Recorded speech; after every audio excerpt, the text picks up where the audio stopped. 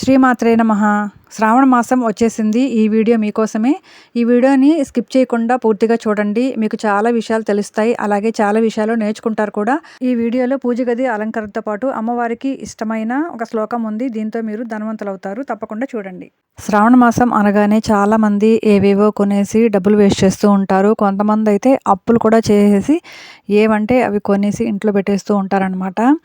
ఎవరి స్తోమతకు తగ్గట్టుగా వాళ్ళు పూజ చేసుకుంటే చాలా మంచిది. అమ్మవారు అప్పులు చేసి పూజ చేయమని ఎప్పుడూ చెప్పలేదు. పురాణాల్లో కూడా స్తోమతకు మించి గ్రాండ్గా పూజ చేయమని ఎక్కడ కూడా రాసిలేదనమాట.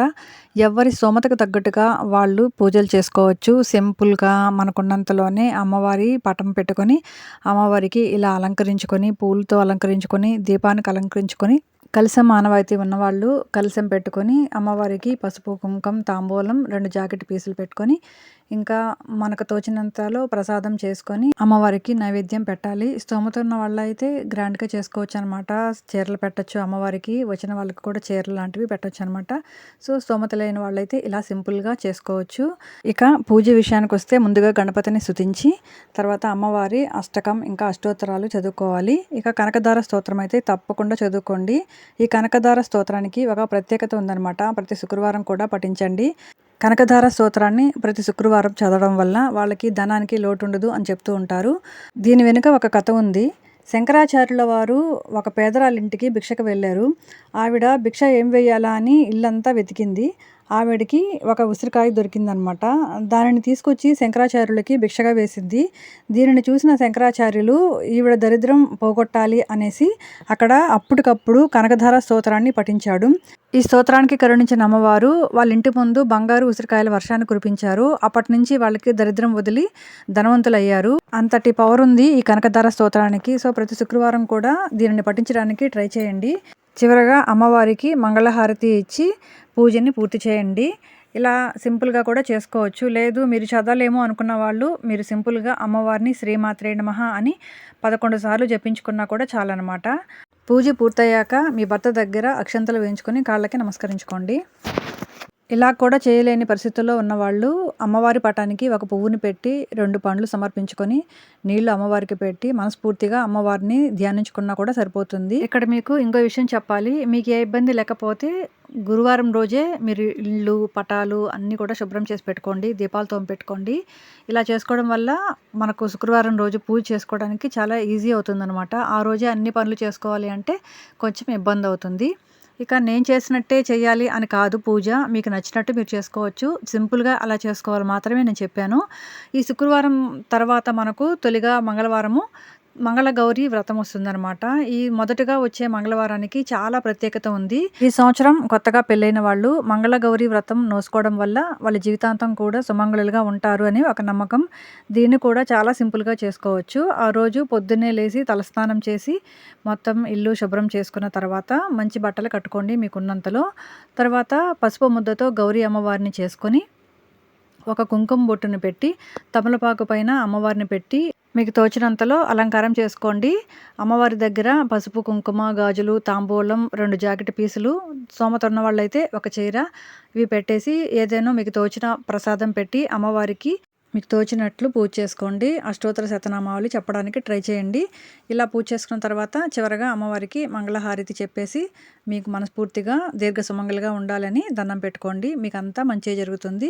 నేనైతే ప్రతి మంగళవారం కూడా పూజ చేసుకుంటాను. ఇలా కొత్తగా పెళ్ళైన దంపతులు 3 సంవత్సరాలు కానీ 5 సంవత్సరాలు కానీ ఇలా తొలి మంగళవారం మంగళగౌరి వ్రతం చేసుకుంటే వాళ్ళు దీర్ఘ సుమంగళులుగా ఉంటారు అని మనం నమ్ముతామన్నమాట. చేసుకోవడం కూడా చాలా మంచిది. వీలైతే ఇలా సింపుల్గా చేసుకోవడానికి ట్రై చేయండి.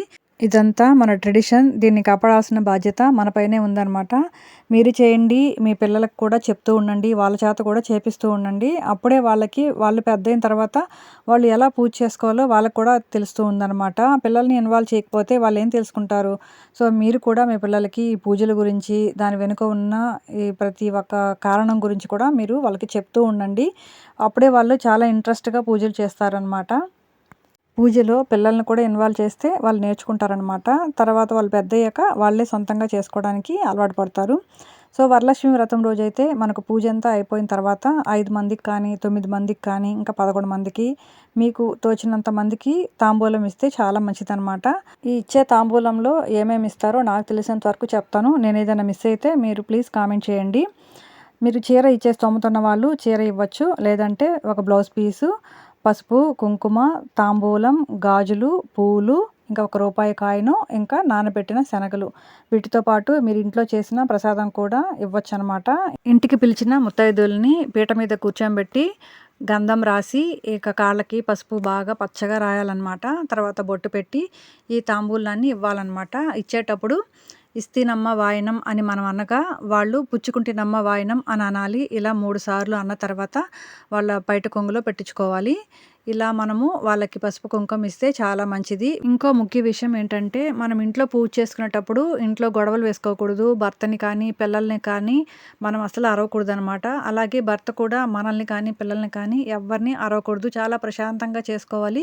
ఒక్కోసారి మనకు కోపం తెప్పిస్తారు పిల్లలు. అయినా కూడా మనం పూజ చేసుకునే రోజు మాత్రం చాలా ప్రశాంతంగా ఉండాలి. వాళ్ళని ఎలా పడితే అలా తిట్టడం, ఇంకా చేయపరకట్ట చాటతో అలా కొట్టడం అలాంటి పనులు అస్సలు చేయకూడదు. ఇలా చేస్తే లక్ష్మీదేవి అనుగ్రహం అయితే అస్సలు కలగదనమాట. వీటన్నిటికీ కూడా అమ్మవారికి చాలా కోపం వస్తుంది. మనం ఎంత ప్రశాంతంగా ఎంత భక్తితో పూజ చేసుకుంటామో అమ్మవారి ఆశీర్వాదాలు కూడా మనకు అంతగానే లభిస్తాయి. సో మీరు చాలా ప్రశాంతంగా పూజ చేసుకోండి. ఆగస్టు 21వ తేదీ వరలక్ష్మి వ్రతం రాబోతుంది. ఆ రోజు చేయగలిగిన వాళ్ళు చేసుకోవచ్చు. ఒకవేళ కొన్ని కారణాల వల్ల పర్సనల్ రీజన్స్తో వరలక్ష్మి వ్రతం చేసుకోలేకపోతే కూడా మీరేమీ బాధపడాల్సిన అవసరం లేదు. మొదటి శుక్రవారం కానీ లేదంటే 3వ శుక్రవారం 4వ శుక్రవారం ఎప్పుడైనా సరే మనము ఈ వరలక్ష్మి వ్రతం అనేది చేసుకోవచ్చు. సో మీరు అస్సలు ఫీల్ అవ్వకండి. అనవసరంగా పీరియడ్స్ పోస్ట్‌పోన్ టాబ్లెట్స్ వేసుకొని మీ హెల్త్ పాడు చేసుకోకండి. దీనివల్ల చాలా సైడ్ ఎఫెక్ట్స్ అయితే వస్తున్నాయి. కాబట్టి మీరు ఇలాంటి పిల్స్ అయితే అసలు వాడకండి. పీరియడ్ పోస్ట్‌పోన్ టాబ్లెట్స్ వేసుకొని సీరియస్ కండిషన్‌లోకి వెళ్ళిన వాళ్ళు కూడా చాలామంది ఉన్నారు. సర్జరీలు చేయించుకున్న వాళ్ళు కూడా చాలామంది ఉన్నారు. ఫైబ్రాయిడ్స్ అనే గడ్డలొస్తాయి. సో అందువల్ల చాలా సీరియస్ అవుతుందనమాట. మనకు వీలైనప్పుడే మనం పూజ చేసుకుందాము. అనవసరంగా ఇలాంటి పిల్స్ వాడి హెల్త్ మీదకి తెచ్చుకోకండి. ఇలాంటి పూజలు, వ్రతాలు చేసుకోవడం రాని వాళ్ళు, ఇలా శ్లోకాలు చదవడం కూడా రాని వాళ్ళు ఉంటారు కదా! వాళ్ళకైతే ఇంకొక సింపుల్ ఐడియా అయితే నేను చెప్తాను. మీకు ఇంట్రెస్ట్ ఉంటే అమ్మవారికి ఇంట్లో పటానికి పూలు పెట్టి, దీపం పెట్టి, ప్రసాదం పెట్టి, దండం పెట్టుకున్న తర్వాత ఊర్లో మనకు సామూహిక వరలక్ష్మి వ్రతాలు, సామూహిక కుంకుమ పూజలు జరుగుతూ ఉంటాయి కదా! సో అక్కడికి వెళ్ళి మీరు పూజ చేసుకోవచ్చు. ఆ స్వామి చెప్తూ ఉంటారు. మీరు ఆయన చెప్పినట్లు మీరు చేసుకుంటూ వ్రతాన్ని కూడా చేసుకోవచ్చు. ఎలా చేసుకున్నా కూడా మనకు అమ్మవారి అనుగ్రహం అయితే లభిస్తుంది. మనం పూజని ఎంత గ్రాండ్‌గా చేసుకున్నాము అని కాదు, ఎంత ప్రశాంతమైన చిత్తంతో అమ్మవారిని ధ్యానిస్తున్నాము అనేదే మనకిక్కడ ప్రధానం అనమాట. ఈ వీడియో మీకు వచ్చింది అంటే అమ్మవారి అనుగ్రహం మీపై తప్పకుండా ఉంటుందని నేను మనస్ఫూర్తిగా నమ్ముతున్నా. సో నా సబ్స్క్రైబర్స్ అందరూ కూడా చాలా హ్యాపీగా ఉండాలి. ఈ వీడియో చూసిన తర్వాత మీకు నచ్చితే లైక్ చేసి షేర్ చేయండి. అలాగే సబ్స్క్రైబ్ కూడా చేసుకోండి.